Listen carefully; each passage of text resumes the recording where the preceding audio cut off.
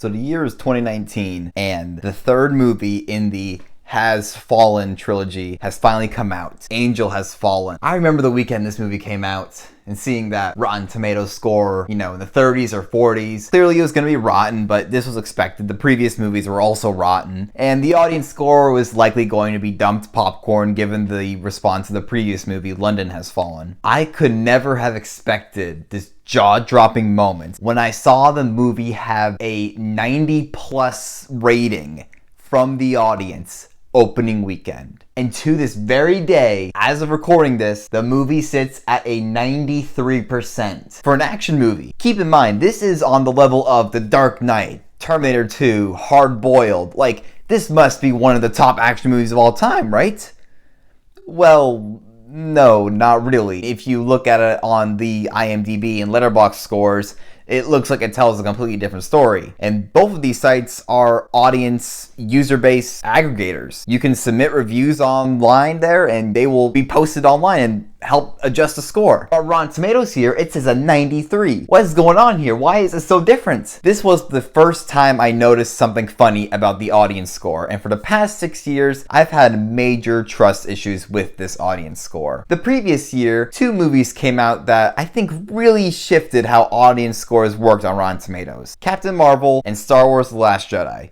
More so Captain Marvel. A lot of people didn't like Captain Marvel because Brie Larson this, I made a video on her by the way, and feminist that, and yada yada yada. I'm not going to get into it. You likely already know the whole ordeal. The movie was slammed by audiences when it came out, both in terms of the review bombing and in the general perspective. To be honest, Captain Marvel is far from the best Marvel movie. It's certainly not bad in my opinion, but it's not really on par with the movies that came out in that era. But from this point onwards, I remember the site going through some bizarre changes, and thus came the invention of verified users. A mere few months after the movie was released into the United States, verified ratings were a way to kind of curtail the bad use of users using the popcorn meter to derail and obviously review bomb the system. The idea was that verified users were people who have confirmed to have bought a movie ticket and to have actually seen the movie rather than just have anybody, anywhere, anytime just post a movie.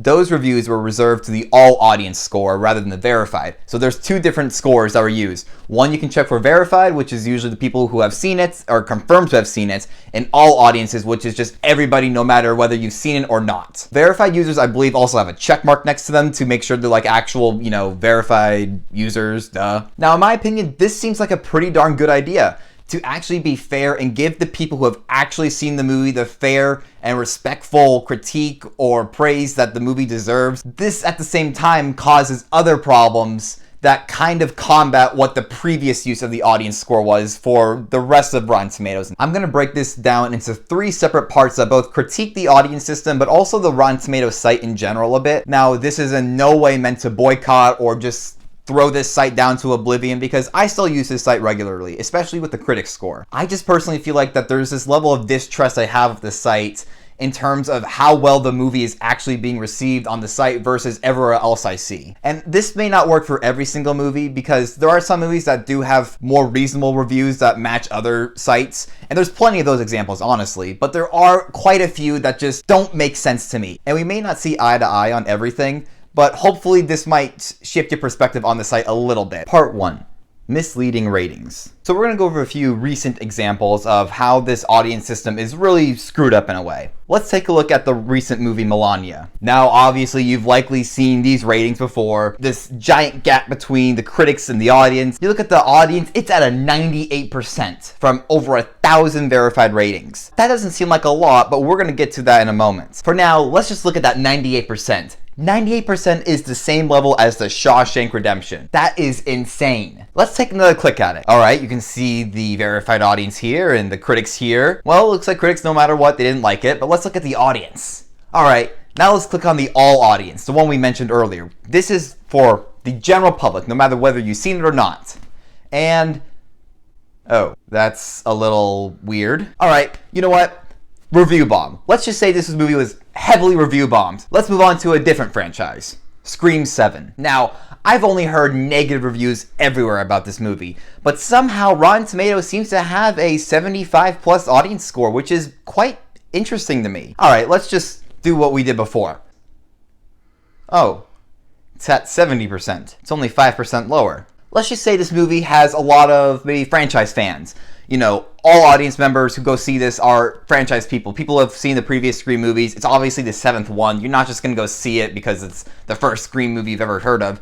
You're likely going to see it because it's Scream 7. Alright, you know what? Let's look at this movie. If I had legs, I'd kick you. There's no reason for this movie should be review bombed. This isn't part of some big franchise where a bunch of fans can come together to either bomb or absolutely praise this movie. It's its own solo single movie. A great movie if you ask me. I guarantee you that all audiences should be maybe about that same level in the 70s. Maybe a little lower. Alright, let's click it, and 52. Now you see what I mean here? Perhaps the Rotten Tomatoes audience is just really unpredictable. It's an incredibly frustrating system if you ask me. Now clearly for a movie like Melania, I do not believe the movie has 98% for the audience. I do believe that has a 30%. But this recent with the If I Had Legs I'd Kick You, I can believe a 79, but a 52 is way too low. And the difference between that and the other review sites are staggering. But now let's look at it like this. Each of these movies had about 1,000 plus verified ratings, with If I Had Legs I'd Kick You about 100 plus verified ratings. Is that completely fair if Rotten Tomatoes' purpose is to serve a general audience? Anybody can go on the site and see these. Anybody can view these and assume that this is just the general perspective of the movie. A movie like Scream 7, which I've heard 0 positive reviews about, will put up almost a lie-like rating of a 76%. Does that seem trustworthy to you? You look everywhere else, but this one website seems to show completely different than the others. Here's one of my possible theories. It feels like Rotten Tomatoes isn't much of a monocultural site as it used to be, and it's more in its kind of subcultural sites. For example, if you like horror movies, horror slashers, then Scream 7 might be perfect for you because it fits that genre, and the people who go see it are already fans of that genre. If you like Melania and you like Trump for some reason, then you will go see this movie and you will like Melania.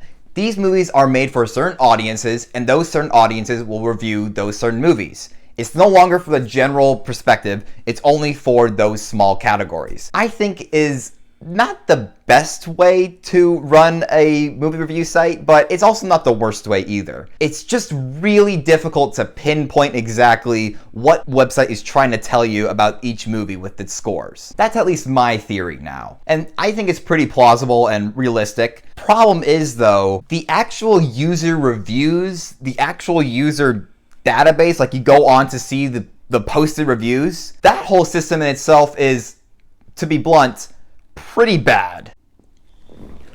When you actually look at the user reviews on the site, that whole page for pretty much all the movies are pretty terrible. And I recall there was a time where it actually worked, but this was a long time ago. Looking at the all audience reviews, you'll see plenty of short, pretty surface level analysis of the movies. They're worse than IMDb, which goes into more like in-depth, structured, more actual review-like reviews. Now, given not all the time, but more so than Rotten Tomatoes. Letterboxd has a more community-based kind of jokey environment where they might give authentic stars or reviews for certain movies, and will have maybe those structured, blocky reviews, but is more community-oriented. But here on Rotten Tomatoes, you can't even click on a username and show up to their profile. Profiles are a system in this site, and they don't work properly. They don't function properly.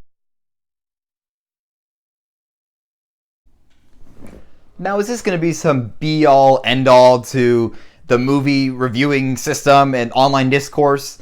No, not really. I mean, it's going to probably give movie trailers a better ad to sell for the movies. Like, this movie has a 98% on Rotten Tomatoes for the audience or whatever. But if I see a movie like One Battle After Another have an 85% for the audience, that I could totally believe. If I see a movie like Super Mario Bros. Movie have a 95, that I'll believe is maybe catered more towards the fans of the franchise rather than the general audience. When I see a movie like Sinners have a 96%, it's kind of a toss-up. This seems a little too high, but at the same time, it might just be liked by a lot of moviegoers, but not loved by a lot of moviegoers. It's a confusing system that you really have to take another closer analytical approach. Who is it being targeted for? Who is it being made for? There's this new audience says system, I believe, where it's like a general consensus of what the other reviews say. I believe IMDb kind of has this, but it's an AI generated one. I don't really think that helps entirely because it's not at all what the audience really says. Like, when you really do hear what the audience says all around some of these movies, it's not entirely accurate, and they're also very surface level. I think that you really need to pay a little closer attention to what the audience says. When a lot of people say, oh, I only trust the audience scores, the critics are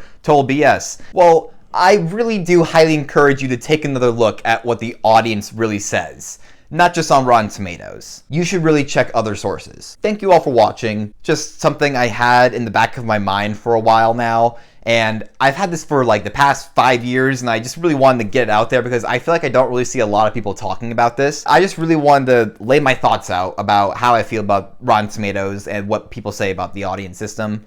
But yeah.